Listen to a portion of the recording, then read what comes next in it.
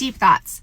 Have you ever had life not go the way that you wanted and feel kind of grr about it?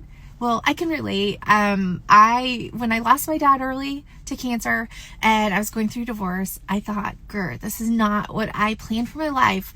But it propelled me into finding my brave pants, becoming an entrepreneur, and really going after life, which I don't necessarily know that I would have being a stay-at-home mom. Also, Max and I are great friends. We co-parent wonderfully. So that it all worked out. And I also had a startup business, hated the brick and mortar, felt like I was married to a box, if you can relate.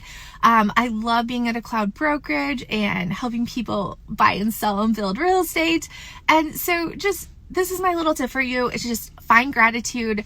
Know that life is always working for you and life is happening for you, not to you.